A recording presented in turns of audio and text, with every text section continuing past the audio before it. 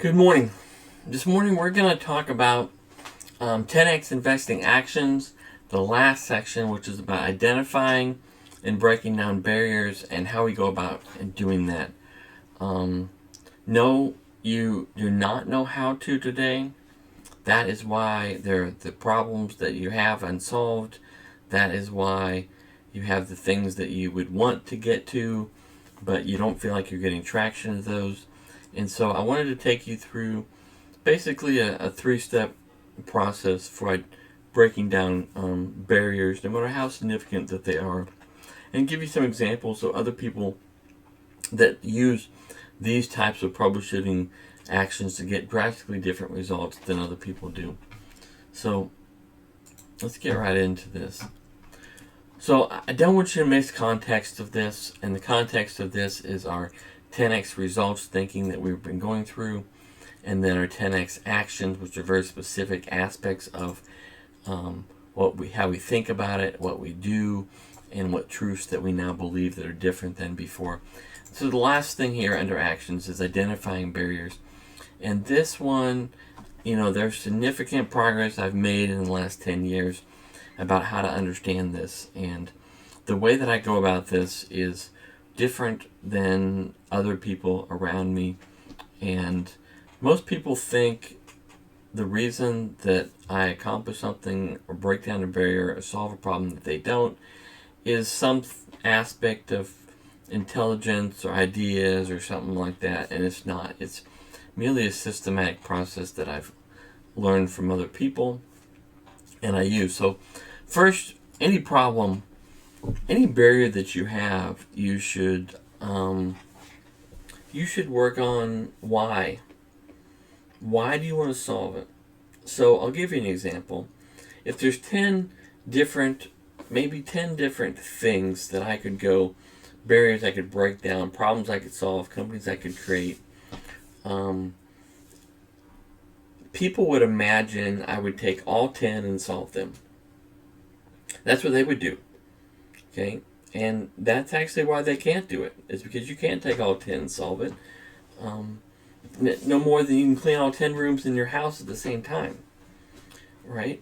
And so the first thing you have to understand is why. And so the why in business is generally the amount of money that this thing will make you.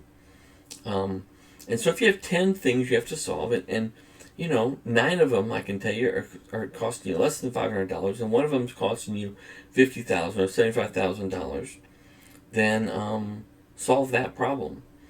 Don't worry about the other 9. Just leave them there. They'll be there when you get back. And so knowing what problems to solve and why. And so an example I give is if I asked you, and I'll give you a second to think about it, how much cash you could come up with today. Okay? It's Sunday. Your banks aren't open. Okay, I'm talking about cash, $100 bills. How much could you come up with today? You'll think, well, I have, $100 in my pocket. Okay, so your answer is $100. Well, what if I told you you had to come up with $5,000 in cash, or your whole house was going to explode with your whole family in it? What would you do? Well, there's a segment of you that would get the money. How would you get it? You would reach out to certain people that had cash. You would ask all your friends who have cash. Whatever the process is, the why changes how much you can come up with. Previously, you can come up with 100. Now you can come up with a lot more than 100 because of your thinking about the problem. There's a book called Awaken the Giant Within, which talks about that why thinking and how that empowers you. Number 2, I want to focus on a little more. What do you want? What do you need? Be specific. So one time I met with a senior director at work, and I asked him what his goal was. And his goal was to become an officer of a company. And I'm sure that everybody, when he set this goal as an engineer, he told him, oh, that's a dumb goal. And, you can't do that, and those type of things. But at that time, it was an unrealistic goal. But now he's the senior director. He's getting closer to his goal. And my question wasn't that. My question for him was, an officer of what type of company?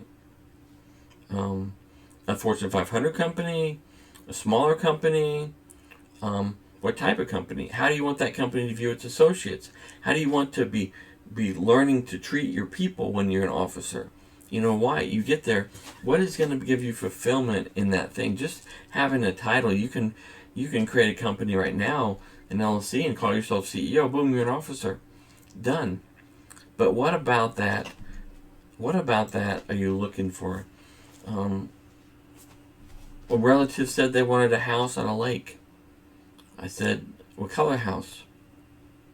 With a fence or no fence? With a dock or no dock? With a view? How many bedrooms? How many bathrooms? And so forming that kind of picture of exactly what you need is very important.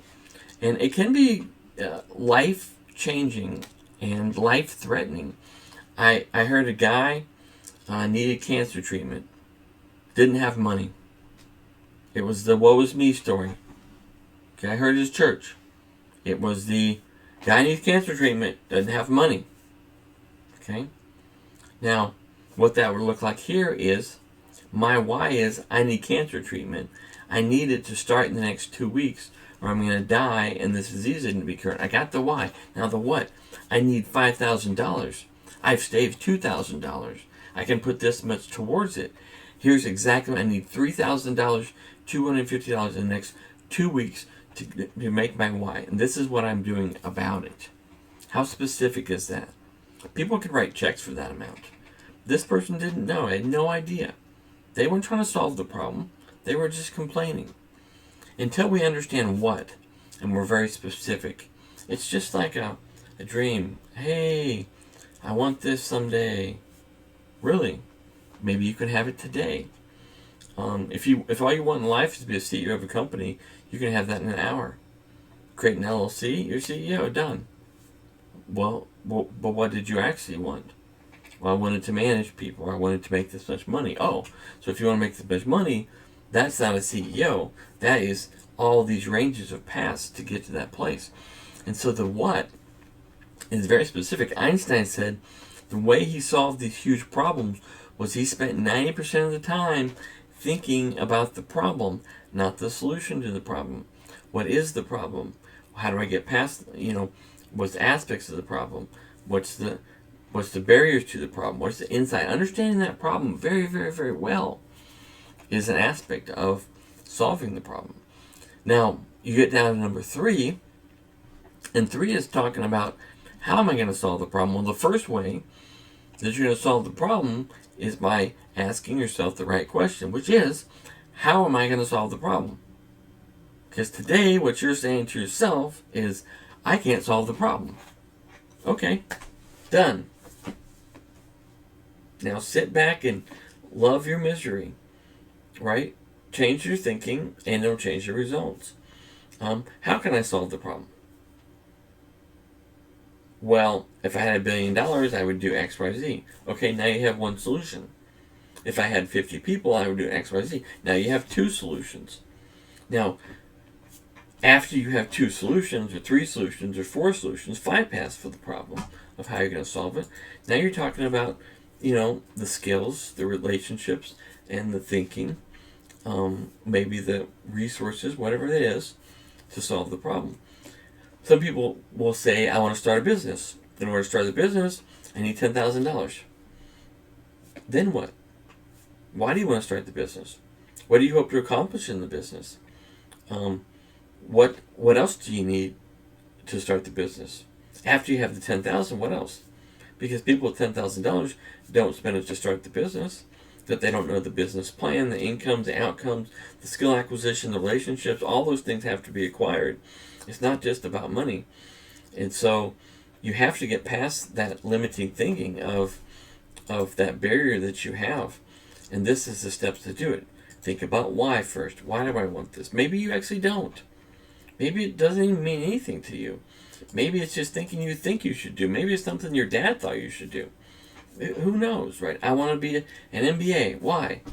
So my parents will respect me. Okay, well, there might be another path to that. Maybe don't you talk to your parents? What's that outcome look like? What are you looking for? I want my parents to love me. I want to have their respect. Okay, good. Let's talk about what that looks like. Then we'll talk about how. Why don't they respect you today? So a lot of people have a lot of, partially thought out reasons of why, um, small understanding of what and what they're trying to get to and why they're trying to get there. And so when they get down to the how, they're just like, I can't do this. Okay, fine. And if you don't understand those things about it, no one can help you do it. You can't build the skills to do it. You can't build the relationships, the thinking. Maybe those things will take you 2 years to build for a large problem. And so this is kind of the process of barrier removal in your life. You can see how it ties into skill acquisition. It ties into some thinking aspects of it. And I'll try to put some references in the video down below for books you can look at. Now, again, and we talked about reading, and I'm not talking about going and reading this book and then checking it off to say, oh, I read this book. That's foolishness. I'm talking about reading this book to understand how to think about your why. Okay? You read the whole book, you don't know how to think about your why, you failed. You stink. Sorry. Can't help you. You read 5 pages of the book, you fully understand how to come up with your why. This thinking, fantastic. Great. Good job. Right? You did something in 15 minutes that takes other people 20 years, right? Fantastic. I just wanted to share this with you. I'm not sitting here thinking everybody wants to be wealthy, because obviously based on the choices they don't. Most of the people just want to spend more money and have more things, right? And that's fine.